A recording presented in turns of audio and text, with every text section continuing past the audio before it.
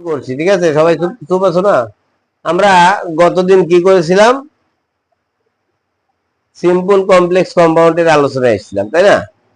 Simple complex compound. এই simple sentence কি ধারণা আছে? সিম্পল সেন্টেন্স হচ্ছে একটি সাবজেক্ট একটি ফাইনাইট ভার্ব। সিম্পল সেন্টেন্সে শো করতে হয় একটি সাবজেক্ট আর একটি ফাইনাইট ভার্ব। বোঝা গেছে? আর কমপ্লেক্স সেন্টেন্সে কি করতে হয়? দুটি সাবজেক্ট দুটি ফাইনাইট শো করতে হয়, দুটি সাবজেক্ট আর দুটি ফাইনাইট ভার্ব। কথা বোঝা গেছে? তাহলে দুটি সাবজেক্ট দুটি ফাইনাইট ভার্ব শো করতে হবে, কিন্তু কানেক্টর হিসেবে দিতে হবে বা কনজাংশন হিসেবে দিতে হবে অ্যাজ, সিন্স, হোয়েন, দো, অলদো, ইফ, এইগুলো দিয়ে তোমাকে দুইটা ক্লজ, দুইটা সাবজেক্ট দুইটা ভার্ব, মানে ওখানে দুইটা ক্লজ আছে। কারণ একটা ক্লজ হচ্ছে একটি সাবজেক্ট আর একটি ফাইনাইট দিয়ে একটা ক্লজ হয়। কি? একটি সাবজেক্ট আর একটি ফাইনাইট ভার্ব দিয়ে একটা ক্লজ হয়। কথা বোঝা গেছে? তাহলে তোমাকে দুইটা সাবজেক্ট দুইটা ভার্ব যদি দেখাতে হয়, তাহলে দুইটা ক্লজ ওখানে থাকবে। দুইটা ক্লজ, ক্লজ মানে কি জানো তো? ক্লজ মানে বাক্যাংশ। বাক্যের বৃহত্তর অংশকে কি বলা হয়? ক্লজ বলা হয়। বাক্যের বৃহত্তর অংশ যেখানে একটি সাবজেক্ট এবং একটি ফাইনাইট ভার্ব থাকে তাকে বলা হয় কি? ক্লজ। তাহলে যেহেতু তোমার দুটি সাবজেক্ট দুটি ফাইনাইট ভার্ব শো করতে হবে, সেহেতু তোমার কি করতে হবে? ওই দুইটাকে আবার যুক্ত করতে হবে, অর্থাৎ কনজাংশন ব্যবহার করতে হবে।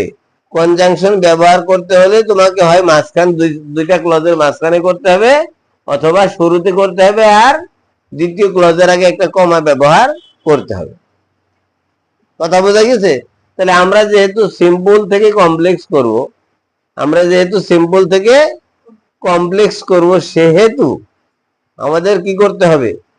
সিম্পলের গঠন এবং কমপ্লেক্সের গঠনটা আগে জানতে হবে। সিম্পলে আমরা বলেছি একটি সাবজেক্ট শো হবে আর একটি ভার্ব শো হবে, অর্থাৎ ফাইনাইট ভার্ব শো হবে। এখন এইটার ক্ষেত্রে আমরা কিছু ধরন দেখি, সেন্টেন্সের ধরন বা নিয়ম মতো দেখি। সেগুলো কি? যেমন শুরুতেই আইএনজি থাকবে। শুরুতেই আইএনজি যদি থাকে, অর্থাৎ শুরুতেই যদি আইএনজি যুক্ত ভার্ব থাকে, তাহলে ওটা নন ফাইনাইট। ঠিক আছে? যেমন আমরা এরকম বলতে পারি যে going to market, comma, he bought a shirt. Going to market, বাজারে গিয়ে, এখানে তো সাবজেক্ট নেই, কিন্তু আবার মূল ভার্বও নেই। গোয়িং টু মার্কেট, বাজারে গিয়ে। এবার হি বট এ শার্ট, তাহলে he subject, bought finite verb, a shirt object. কথা বোঝা গিয়েছে? তাহলে আমরা একটা ক্লজ আমরা এখানে পরিপূর্ণ পাচ্ছি, আর একটা নন ফাইনাইট ভার্ব যুক্ত কিছু শব্দ পাচ্ছি। এখন এইটাকে আমরা যদি কমপ্লেক্স করি, তাহলে কি করতে হবে বলতো? আমাকে আরেকটা মানে দুইবার সাবজেক্ট শো করতে হবে আর দুইবার ভার্ব শো করতে হবে। কথা বোঝা গেছে? দুইবার সাবজেক্ট শো করতে হবে আর দুইবার ভার্ব শো করতে হবে। এই ক্ষেত্রে একটা নিয়ম আছে যে সেন্টেন্সের শুরুতেই যদি ভার্বের সাথে আইএনজি থাকে, তাহলে ওই আইএনজি যুক্ত ভার্বটার আইএনজি বাদ দিতে হবে। এবং তুমি কি করবা? কমপ্লেক্স যদি করো এবং সেই সিম্পলের শুরুতে যদি আইএনজি থাকে, তাহলে কি করতে হবে? প্রথমে সময় বোঝালে হোয়েন দিতে হবে, আর কারণ বোঝালে অ্যাজ বা সিন্স ব্যবহার করতে হবে। তাহলে এইখানে গোয়িং টু মার্কেট অর্থ বুঝতে হবে, কিন্তু গোয়িং টু মার্কেট, বাজারে গিয়ে। গোয়িং টু মার্কেট, বাজারে গিয়ে, কমা, হি বট এ শার্ট, সে একটি জামা কিনেছিল। এখন আমরা প্রথমে কি দিব? কমপ্লেক্স করতে যে হোয়েন দেব। তাহলে হোয়েন, তারপরে সাবজেক্ট কি ছিল পুরো সেন্টেন্সে? হি ছিল না, going to market he bought a shirt, তাহলে হি সাবজেক্ট, তাহলে হোয়েন এর পরে আবার কি দেবো? সাবজেক্ট। কি হোয়েন হি, এবার গোয়িং আছে না, গোয়িং দা ভার্বের কোন ফর্ম আছে? গোয়িং ভার্বের প্রেজেন্ট ফর্ম, আইএনজি বাদ দিলে প্রেজেন্ট ফর্ম, কিন্তু এটা হবে কোন ফর্ম? হবে এই সেন্টেন্সের শেষের ক্লজে, অর্থাৎ আই বট এ শার্ট, বট ভার্বের কি ফর্ম? Past form. তাহলে ওই গোরও পাস্ট ফর্ম করতে হবে। তাহলে হোয়েন আই ওয়েন্ট, গোটাকে করতে হবে ওয়েন্ট, হোয়েন আই ওয়েন্ট, তারপরে কি কমা রাখবো? টু মার্কেট ছিল, when I went to market comma, এবার পরে যা ছিল তাই বসে যাবে, আই বট এ শার্ট বা হি bought a shirt, he bought a shirt. বুঝা গেছে?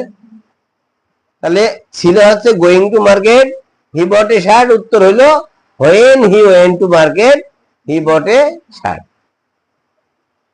এবার যদি আমি আরেকটা উদাহরণ দিই এই ধরনের আরেকটা উদাহরণ যদি আমি বলি যে opening the door, opening the door comma he went out, he went out. তাহলে আমার কাজ হলো ওপেনিং দ্য ডোর, দরজাটা খোলে, হি ওয়েন্ট আউট, সে বাইরে চলে গেল, তাই না? সে বাইরে চলে গেল। তাহলে ওপেনিং দ্য ডোর, দরজাটা খুলে, হি ওয়েন্ট আউট, সে বাইরে চলে গেল। তাহলে আমার কাজ করতে হবে হোয়েন, তাহলে ওপেনিং এর আইনজি চললে ওপেন হয়, ওপেন এর পাস্ট ফর্ম করে দিতে হবে। When he opened the door comma he went out. বুঝা গেছে? হ্যাঁ, আরেকটা উদাহরণ যদি দিই যে finishing the work, finishing the work, কাজটি শেষ করে কমা দে লেফট দ্য ফিল্ড, সে মাঠ ত্যাগ করলো বা তারা মাঠ ত্যাগ করলো, কাজটি শেষ করে তারা মাঠ ত্যাগ করলো। তাহলে ফিনিশিং দ্য ওয়ার্ক এইটুকুর উপরে কাজ করতে হবে, আর দে লেফট দ্য ফিল্ড ওটা ওইভাবে থেকে যাবে।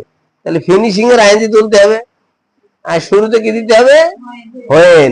তাহলে হোয়েন সাবজেক্ট আনতে বই পাশেতে, হোয়েন দে, আর ফিনিশিং এর কি হতে হবে? Finished, when they finished. এবার অতিরিক্ত শব্দ যে কটা আছে, দি ওয়ার্ক, তাহলে when they finished the work comma they left the field. সহজ না? সহজ আছে। এখন তোমরা এটা কি করবা? বারবার দেখবা।